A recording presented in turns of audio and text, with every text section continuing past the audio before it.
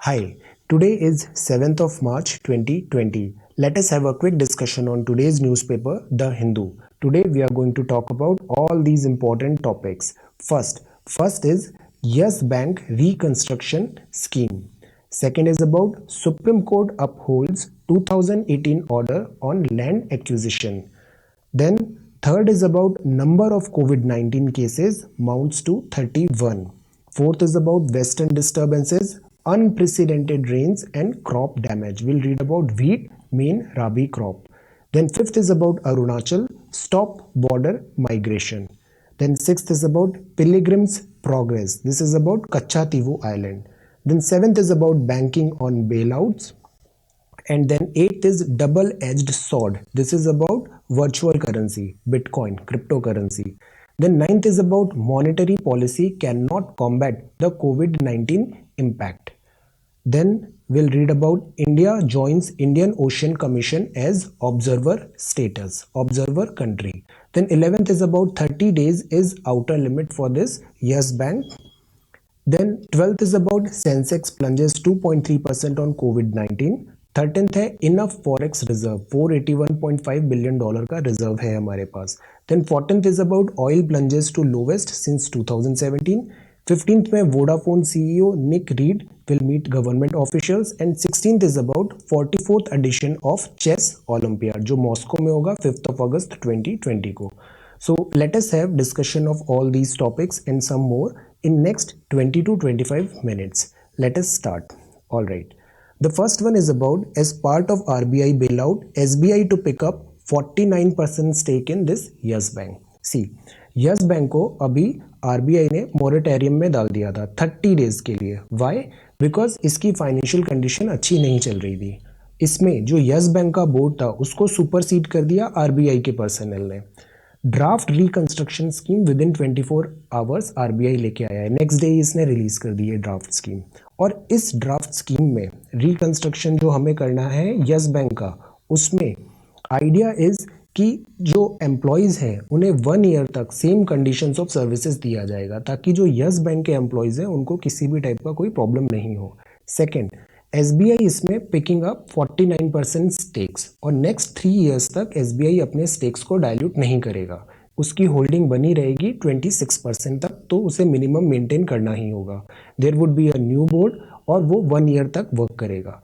Similarly DICGC जो होता है क्रेडिट गारंटी कॉर्पोरेशन, वो इंश्योरेंस कवर 5 लाख का मेंटेन रहेगा. द होल आइडिया इज कि ये जो इतना बड़ा ट्रेजेडी हो गया है यस बैंक का, देन इसमें हमें डिपॉजिटर्स के मनी को सेफगार्ड करना प्रायोरिटी है. Then second is about supreme court upholds 2018 order on land acquisition. See, एक बिल आया था 2013 में. लैंड एक्विजिशन क्या होता है? जिससे गवर्नमेंट को कोई प्रोजेक्ट बनाना है, फॉर एग्जांपल डैम्स बनाने हैं, रोड बनाना है, इंडस्ट्रीज सेटअप करनी है, तो उसके लिए लैंड जो होती है उसका एक्विजिशन करना पड़ता है. ये लैंड फार्मर्स के पास हो सकती है या किसी और के पास भी. इसके बदले में गवर्नमेंट उन्हें कंपनसेशन पे करती है. बट ये जो लैंड एक्विजिशन की प्रोसेस होती है ना, ये बहुत टीडियस होती है और इसके कारण प्रोजेक्ट्स अक्सर डिले हो जाते हैं. सो दैट इज़ वाई 1894 के एक्ट के बाद ये 2013 का एक्ट आया था. Right to fair compensation and transparency in land acquisition, rehabilitation and resettlement act इसका नाम रखा था 2013 में. इसमें यह क्राइटेरिया था कि सोशल इम्पैक्ट असेसमेंट होना चाहिए, 80% कंसेंट होना चाहिए इनकी जिनसे आप लैंड ले रहे हो. ऐसे 80% उस एरिया के पीपल का कंसेंट होना चाहिए. From affected people, multi crop land का इसमें फैसिलिटी था. रिटर्न ऑफ लैंड होना चाहिए टू लैंड ओनर, और जो शेयरिंग ऑफ प्रॉफिट्स है ये सब एक फेयर वे में डिस्ट्रीब्यूट होना चाहिए. नाउ प्रॉब्लम ये आती है कि जो कंपनसेशन गवर्नमेंट दे रही है, अगर जो लैंड ओनर है उसने रिफ्यूज कर दिया टू एक्सेप्ट दैट कंपनसेशन या वो हायर कंपनसेशन मांग रहा है, तो गवर्नमेंट वो पैसा ट्रेजरी में डिपॉजिट कर रही थी. अब सेक्शन 24(2) था ना जो 2013 के एक्ट का, इसमें इसकी लैंग्वेज के कारण कंफ्यूजन हो रहा था. सी, 1891 में लैंड एक्विजिशन एक्ट आया, एक्विजिशन स्टार्ट हो गया, बट 5 साल तक वो कंप्लीट नहीं हो पाया. तो 24(2) ये बोल रहा था कि अगर फिजिकल पोजेशन नहीं है, कंपनसेशन पेड नहीं किया है, 5 ईयर्स पास हो गए हैं, तो प्रोसीडिंग शेल लैप्स. अब सुप्रीम कोर्ट ने बोला है कि ये जो और है ना, इसको रीड करना चाहिए नॉर या एंड की तरह. जो बहुत सारे लिटिगेशंस फाइल हो जाते थे against the government in court, वो अब कम होंगे। Inaction on the part of authority is not a delay. ये जो 5 साल का क्राइटेरिया है ना, अगर इनएक्शन हो रहा है, अथॉरिटी का इनएक्शन है, then it is okay. But अगर डिले हो रहा है because of some other reason, then this 5 year criteria should not be applicable. तो 5 ईयर्स में जो कोर्ट प्रोसीडिंग्स भी हैं उसको भी हम इंक्लूड नहीं करेंगे। The idea is faster land acquisition and reduce करो लिटिगेशन को, ताकि जो स्टॉल्ड प्रोजेक्ट्स हैं वो टाइमली कंप्लीट करें, बिकॉज टाइम पे प्रोजेक्ट्स कंप्लीट नहीं होते हैं, उनकी कॉस्ट एस्केलेट हो जाती है। सो ये काफ़ी लैंडमार्क जजमेंट ये माना जा रहा है। नाउ नंबर ऑफ कोविड-19 cases mounts to 31। Corona virus threat India में आ गया है, दिल्ली में भी and other parts of India काफ़ी नंबर ऑफ केसेस आइडेंटिफाई हुए हैं। 31 अभी यहाँ पे बता रहे हैं। Number of cases are on rise. What you could do, follow all necessary precautions, cleanliness, hygiene, and avoid this public gathering.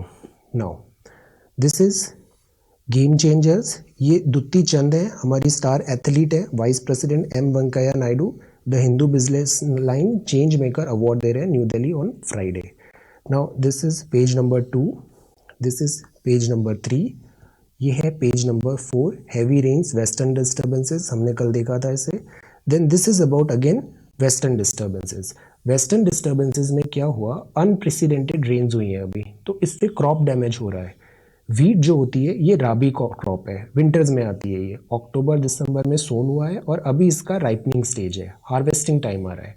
तो अभी रेन जो गिर रहा है ना, तो ये रेन हेल्पफुल होती है, बट रेन के साथ अगर स्ट्रॉन्ग विंड्स आती हैं तो लुक एट दिस पिक्चर, ये पूरी फ्लैट हो जाती है वीट की क्रॉप, और which is not good. Next spell of western disturbances भी अभी प्रिडिक्ट कर रहे हैं। इस टाइम पे वीट को सनलाइट की ज़रूरत है, तो rain damage crops in Uttar Pradesh as well. So this is page number 5, ये पेज नंबर 6 है। This is about Arunachal Pradesh. Arunachal Pradesh जो है ना, यहाँ पे एक पायलट प्रोजेक्ट स्टार्ट कर रहे हैं ताकि जो बॉर्डर एरियाज है वहाँ से माइग्रेशन को हम कम कर सकें। यहाँ क्या हो रहा है, अरुणाचल प्रदेश बॉर्डर शेयर कर रहा है, इंटरनेशनल बॉर्डर है, लाइक चाइना के साथ 1080 किलोमीटर है, 440 किलोमीटर म्यांमार के साथ है, 160 kilometre is with Bhutan. So specially with China this 1080 kilometre में, और चाइना क्लेम भी करता है अरुणाचल प्रदेश को, अपना एरिया मानता है वो। तो इस 1080 किलोमीटर बॉर्डर में क्या हो रहा है, माइग्रेशन हो रहा है पीपल का, वो मेनलैंड नीचे की तरफ आ रहे हैं, अरुणाचल में सिटी की तरफ आ रहे हैं, बॉर्डर एरिया में वो रहना पसंद नहीं कर रहे हैं। तो डीपॉपुलेशन हो रहा है और ये एक सिक्योरिटी थ्रेट है। 60 असेंबली कॉन्स्टिट्यूएंसीज है अरुणाचल में, तो जो 20 है ना वो शेयर करती है इंटरनेशनल बॉर्डर। अरुणाचल में चाइना क्लेम करता है कि अरुणाचल इज चाइनीज टेरिटोरी। यहाँ पे अब हमें ज़रूरत है बॉर्डर एरिया डेवलपमेंट प्रोग्राम को हम ज़्यादा एनहेंस करें, इंफ्रास्ट्रक्चर डेवलप करें और यहाँ पे पॉपुलेशन को सारी फैसिलिटीज़ प्रोवाइड करें, so that they are not force to go away from this border areas. Now Maharashtra में अभी बजट आया है, for first time gender and child budget भी पेश किया गया है। Then this is, look at this photo, ये पिलग्रिम्स प्रोग्रेस है। ये हो रहा है सेंट एंटोनीज चर्च फेस्टिवल, ये 2 डेज का फेस्टिवल होगा, annual saint Antony's church festival, Rameshwaram 2 days में। अब ये जो कच्चा तीवू आइलैंड है ना, ये 14 नॉटिकल माइल्स डिस्टेंस पे है। 1974 तक यूजुअली ये डिस्प्यूटेड आइलैंड रहा है बिटवीन इंडिया एंड श्रीलंका। 1974 में ये आइलैंड सीडेड टू श्रीलंका, 76 में अगेन देन एक अग्रीमेंट हुआ। ये जो आइलैंड एरिया होता है, it harbours good number of fishes का यहाँ पे काफ़ी प्रोडक्टिव ग्राउंड्स हैं, यहाँ पे फिशेस बहुत ज़्यादा मिलती है यहाँ पे। तो इंडियन फिशरमैन इसको एक्सेस करना चाहते हैं, और ये एक्सेस मिला था इनिशियल अग्रीमेंट में 74 के, बट उसके बाद इंटरनेशनल मैरीटाइम बाउंड्री लॉज आए, 76 में एक और अग्रीमेंट हो गया, और ये जो एक्सेस था ना फिशरमैन का, that was taken away. Now अभी फिर इसमें तमिलनाडु जो स्टेट गवर्नमेंट है उसने इसे चैलेंज किया था इन सुप्रीम कोर्ट। सुप्रीम कोर्ट में फिर एक केस भी आया था बेरूबारी का। बेरूबारी में जो टेरिटरी सीड कर रही है अगर पार्लियामेंट ऑफ इंडिया, तो वो आना चाहिए कॉन्स्टिट्यूशन अमेंडमेंट एक्ट के थ्रू, जो यहाँ पे फॉलो नहीं किया था। सो दिस इज अबाउट दिस कच्चा तीवू आइलैंड। नाउ यहाँ पे N95 मास्क है, दिस इज N95 मास्क। ये डॉक्टर्स का प्रिस्क्रिप्शन चाहिए होगा, बिकॉज इसमें होर्डिंग भी हो रहा है, ब्लैक मार्केटिंग हो रहा है, और इसकी आर्टिफिशियली प्राइस बहुत ज़्यादा बढ़ा दी गई है बिकॉज शॉर्टेज हो रही है इसकी। देन दिस इज, और ये मास्क दिस कोरोना वायरस के लिए काफ़ी इफेक्टिव है प्रिवेंशन के लिए। Then this is banking on bail out. Bail out हो रहा है बैंकिंग का। सी, एक दिन के अंदर आरबीआई अपना ड्राफ्ट पॉलिसी भी ले आता है और स्टेट बैंक ऑफ इंडिया 49% उसमें स्टेक ले लेता है। ये काफ़ी प्रॉम्प्ट बेल आउट हुआ है। This is commendable but it raises questions ये उठ रहे हैं कि यस बैंक को अपने 30 डेज का मॉरेटोरियम दिया था and within 24 hours you are ready with the solution. Next day आपके पास स्कीम ऑफ रिकंस्ट्रक्शन आ गई, एसबीआई 49% स्टेक इन्वेस्टमेंट ले लिया। So this is disregard to normal business operations. ऐसे क्विकली डिसीजंस नहीं होते हैं। हेल्थ ऑफ बैंकिंग सेक्टर के ऊपर ध्यान नहीं दिया जा रहा है। And where is the oversight of banking regulator? इतने बड़े स्केल का आपका इशू अचानक से सामने आ गया। इस बीच ये जितने भी बैंकिंग रेगुलेटर थे, what they were doing? Yes bank struggle कर रहा था for past some time. Bad and dodgy loans नहीं वो रिकवर कर पा रहा था, कैपिटल रेज नहीं कर पा रहा था। Similarly real estate, power, NBFC के इश्यूज हो रहे थे। सो दीज रेगुलेटर्स का रोल पे क्वेश्चंस उठते हैं। It fails to raise up capital to shore up its balance sheet. ये यस बैंक को इशू हो रहा था। नाउ इकोनॉमिक स्लो डाउन है, there is an agreement about on that. Bad loans worsen हो रहे हैं। तो इन सब केसेस में ये जो बेल आउट है ये बड़े कॉमन हो सकते हैं banking on bail out. Now prompt corrective action जो होता है ये फर्स्ट स्टेप होता है जब भी ऐसे बैंक्स को इश्यूज होते हैं। तो हमने प्रॉम्प्ट करेक्टिव एक्शंस क्यों नहीं फॉलो किया? हमने इसे बाईपास करके डायरेक्ट रिजोल्यूशन पे क्यों आ गए? पहले तो इससे पीसीए में जाना चाहिए था। देन पीसीए अगर इनइफेक्टिव है तो इसकी गाइडलाइंस को रिवीजन करने की ज़रूरत है। जो बेल आउट्स होते हैं ना ये हमेशा लास्ट रिजॉर्ट होते हैं, फर्स्ट स्टेप पे हम नहीं यूज़ करते हैं। They are not something to celebrate. ये सेलिब्रेट करने वाली बात भी नहीं है। This tells a dire situation in which our banks are heading into. Then PSB का अभी मर्जर हो रहा है तो जो दूसरे स्ट्रॉन्ग बैंक्स हैं वो सारा अपना एनर्जी एफिशिएंसी लगा रहे हैं ऑन दिस मर्जर। तो अभी केवल एसबीआई ही ऐसा था जो फ्री था, तो एसबीआई को 49% स्टेक लेने का टास्क दे दिया। तो banking sector is still far from out of the woods. इसमें अभी भी स्ट्रगल्स चल रहे हैं यहाँ पे। हमें जो सबसे बड़ा जो प्रॉब्लम है वो हमें इन बैंकिंग रेगुलेटर्स को ओवरहॉल करने की ज़रूरत है। ये हमेशा जब प्रॉब्लम हो जाती है तब ये आइडेंटिफाई कर रहे हैं what they are doing when the problem is developing. Now this is double edged sword. Double edged sword means benefit भी है और लॉसेस भी है।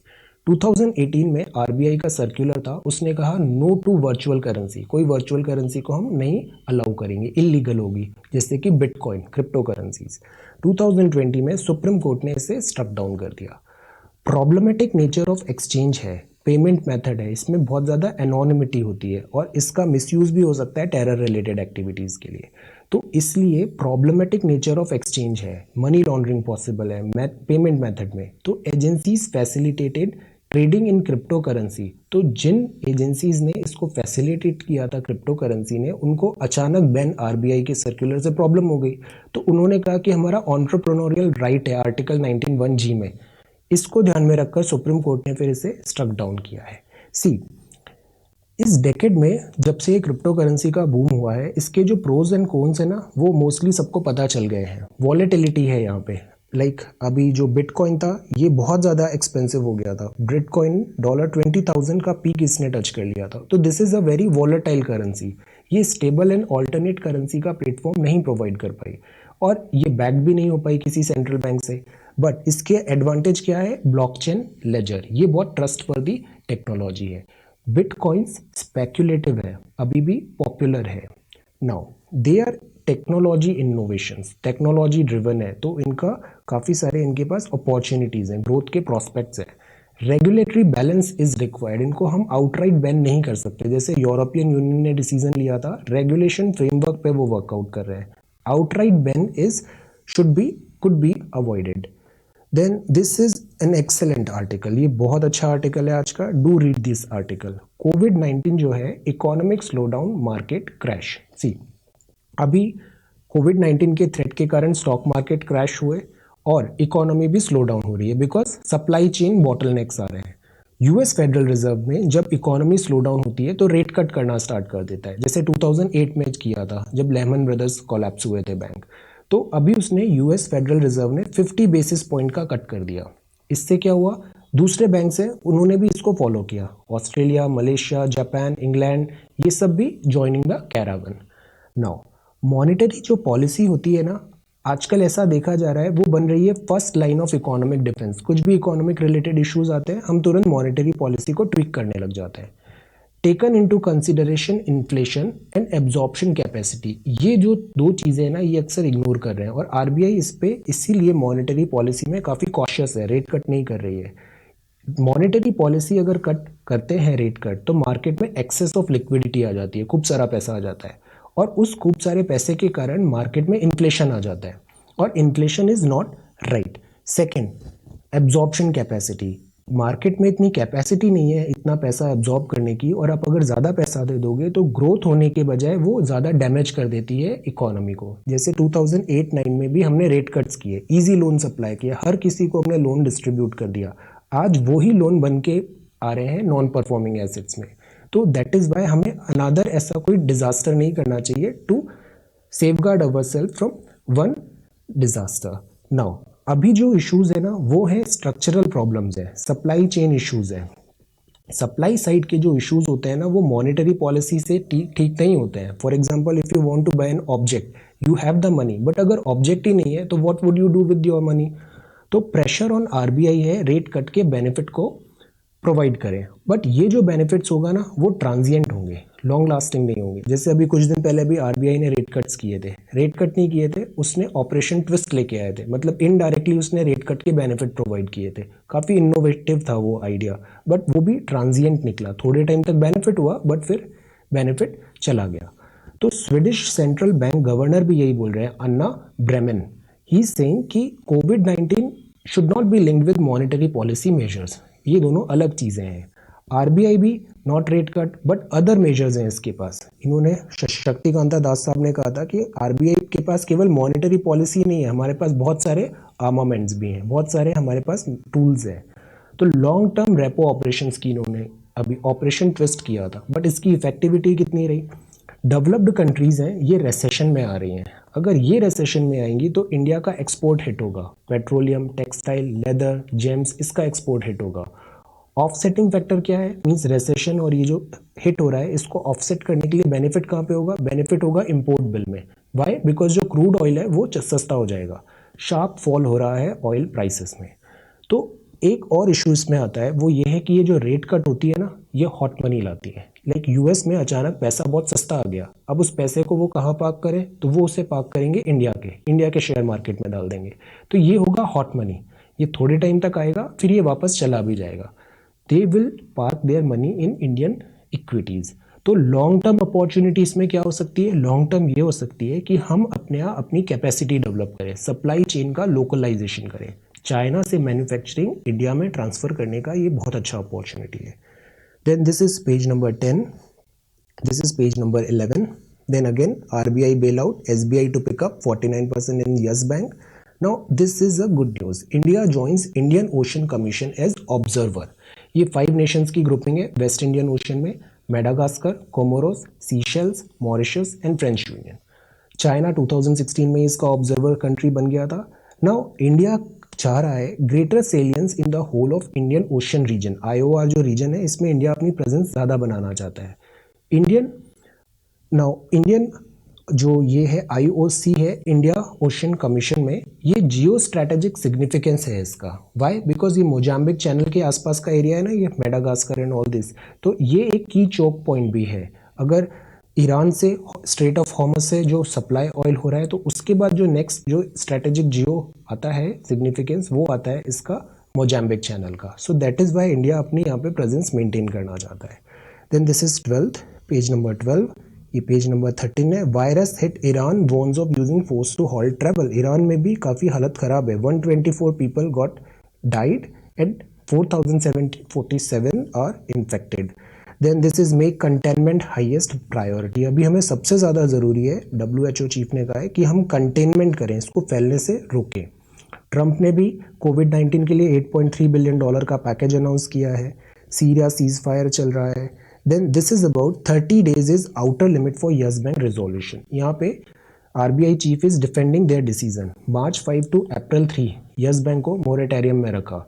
आरबीआई गवर्नर इसे डिफेंड कर रहे हैं कि जो मार्केट स्टेबिलिटी एंड डिपॉजिटर है उसको ध्यान में रखते हुए इंटरेस्ट सेफगार्ड करने के लिए, इसको प्रायोरिटी देने के लिए हमने विद इन 24 आवर्स ये रीस्ट्रक्चरिंग का फॉर्मूला लेके आए हैं।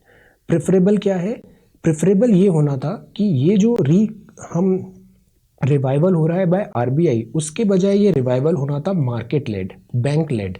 ये रिजोल्यूशन होते हैं ना, ये ज़्यादा लॉन्ग लास्टिंग और ज़्यादा बेनिफिशियल होते हैं। मार्केट खुद करेक्ट करे, बैंक अपने आप को खुद करेक्ट करे, आरबीआई की ज़रूरत नहीं पड़नी चाहिए, एसबीआई को अपना पैसा इधर लगाने की ज़रूरत नहीं पड़नी चाहिए। मीनवाइल प्रशांत कुमार एडमिनिस्ट्रेटर बने हैं for 1 year, acting prematurely, जल्दी एक्ट करना, बिना प्री मैच्योर एक्ट करना, और taking too long to react करना, इसके बीच में बैलेंस बनाना बहुत ज़रूरी है। Then this is Sensex plunges 2.3% on COVID-19 again because sentiments are down। कल हमने डॉक्टर मनमोहन सिंह जी का एक आर्टिकल देखा था, लीड आर्टिकल, उसमें उन्होंने लिखा था social disharmony, global economic slowdown, कोविड-19 का स्केयर, और अब उसमें ऐड हो गया यस बैंक मॉरेटोरियम, और इन सब से सेंसेक्स काफ़ी हर्ट हो रहा है, sentiments are down. Then rate cuts जो हो रही है, इससे सेंसेक्स अप होगा, बट ये ट्रांजिएंट बेनिफिट्स है, लॉन्ग लास्टिंग बेनिफिट्स नहीं आएंगे यहाँ से। Then this is have enough forex reserve Das, इन्होंने इंश्योर किया है, घबराने की बात नहीं है, हमारे पास $481.15 बिलियन के फॉरेक्स रिजर्व है।